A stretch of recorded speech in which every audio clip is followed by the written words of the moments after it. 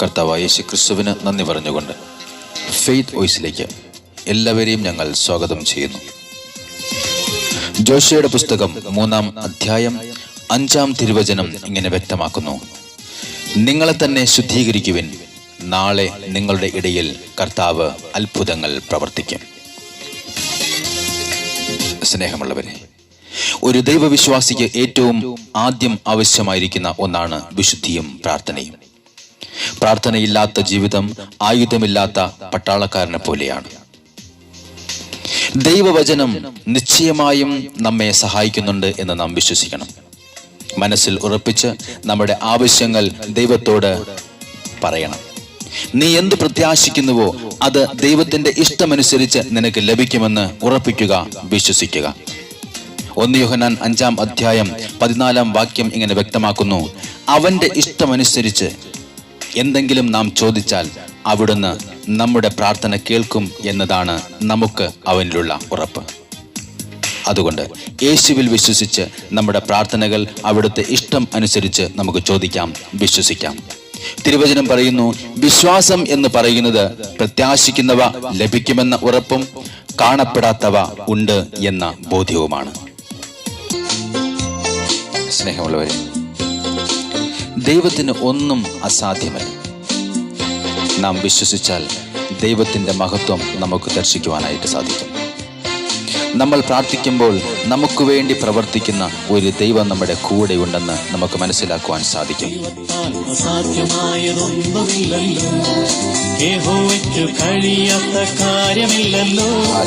യേശുവിന്റെ നാമത്താൽ സൗഖ്യമുണ്ടല്ലോ, യേശുവിന്റെ രക്തത്താൽ ജയമുണ്ടല്ലോ.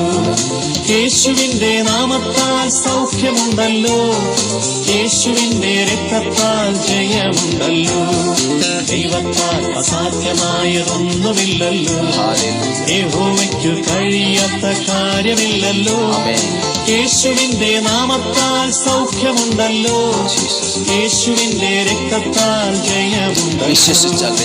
യേശുവിന്റെ നാമത്താൽ സൗഖ്യമുണ്ടല്ലോ, യേശുവിന്റെ രക്തത്താൽ ജയമുണ്ടല്ലോ. വിശ്വസിച്ചാൽ ദൈവത്തിന്റെ മഹത്വം കാണാം, പ്രാർത്ഥിക്കുമ്പോൾ ദൈവത്തിന്റെ പ്രവൃത്തി കാണാം, ആരാധിച്ചാൽ ദൈവത്തിന്റെ വീടുകൾ കാണാം, ആശ്രയിച്ചാൽ ദൈവത്തിന്റെ ദൈവത്തിൽ ആശ്രയം വയ്ക്കുന്ന ഒരുവനെയും കൈവിടാത്ത ഒരു നല്ല ദൈവമാണ് നമുക്കുള്ളത്. അബ്രഹാം ദൈവത്തിൽ വിശ്വസിച്ചപ്പോൾ ദൈവം സകലതും അബ്രഹാമിന് അനുഗ്രഹിച്ചു നൽകി. നമുക്കും വിശ്വസിക്കാം, പ്രാർത്ഥിക്കാം, ദൈവം നമ്മെ അനുഗ്രഹിക്കും. അബ്രഹാം യഹോവയിൽ വിശ്വസിച്ചപ്പോൾ ദൈവം അതു നീതിക്കായി കണക്കിട്ടല്ലോ. അബ്രഹാം യഹോവയിൽ വിശ്വസിച്ചപ്പോൾ ദൈവം അതു നീതിക്കായി കണക്കിട്ടല്ലോ. അതിമഹത്തായ പ്രതിഫലം കൊടുത്തു, ബഹുജാതികൾക്കു പിതാവാക്കി തീർത്തല്ലോ. അതിമഹത്തായ പ്രതിഫലം കൊടുത്തു, ബഹുജാതികൾക്കു പിതാവാക്കി തീർത്തല്ലോ. വിശ്വസിച്ചാൽ ദൈവത്തിന്റെ മഹത്വം കാണാം, പ്രാർത്ഥിക്കുമ്പോൾ ദൈവത്തിന്റെ പ്രവൃത്തി കാണാം, ആരാധിച്ചാൽ ദൈവത്തിന്റെ വീടുകൾ കാണാം, ആശ്രയിച്ചാൽ ദൈവത്തിന്റെ കരുതൽ കാണാം. പ്രാർത്ഥിക്കുന്തോറും നമ്മെ കരുതുന്ന, നമ്മെ അനുഗ്രഹിക്കുന്ന ദൈവത്തിലാണ് നമ്മുടെ വിശ്വാസം. അബ്രഹാത്തിൻ്റെയും ഇസ്ഹാക്കിൻ്റെയും യാക്കോബിൻ്റെയും ദൈവം നമ്മുടെ ദൈവം. ഇസ്ഹാക്കിൻ്റെ പ്രാർത്ഥന കേട്ട ദൈവം നമ്മുടെ പ്രാർത്ഥനകൾ കേൾക്കും, നമ്മെ അനുഗ്രഹിക്കും.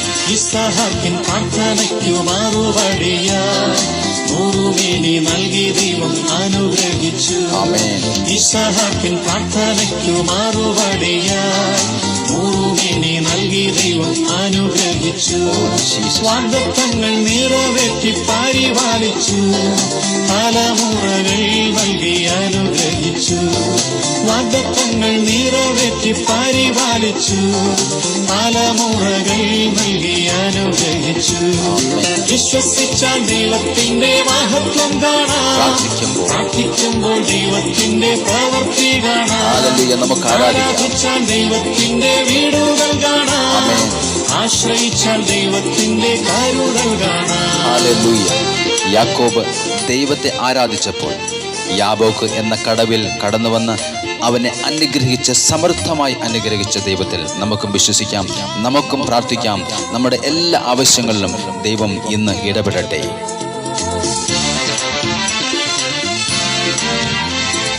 യാക്കോബും ദൈവത്തെ ആരാധിച്ചപ്പോൾ യഹോവയ്ക്കു തക്ക മഹത്വം കൊടുത്തപ്പോൾ. ഗ്ലോറി. യാക്കോബും ദൈവത്തെ ആരാധിച്ചപ്പോൾ യഹോവയ്ക്കു തക്ക മഹത്വം കൊടുത്തപ്പോൾ. യാബോക്കെന്ന കടവിൽ അനുഗ്രഹമായി ഇസ്രായേൽ എന്ന ബഹുമാനം ലഭിച്ചു.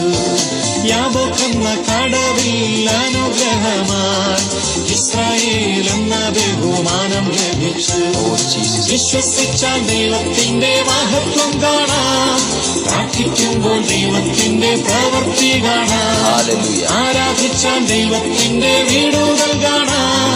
ആശ്രയിച്ചാൽ ദൈവത്തിന്റെ കരുതൽ കാണാം. ആമേൻ. ഇന്നേ ദിവസം വിശുദ്ധിയോടെ ദൈവത്തിന് മുമ്പിൽ നാം അർപ്പിക്കുന്ന പ്രാർത്ഥനകൾ കേട്ട് ദൈവം അനുഗ്രഹിക്കട്ടെ എന്ന് യേശുക്രിസ്തുവിന്റെ നാമത്തിൽ ഞങ്ങൾ പ്രാർത്ഥിക്കുന്നു.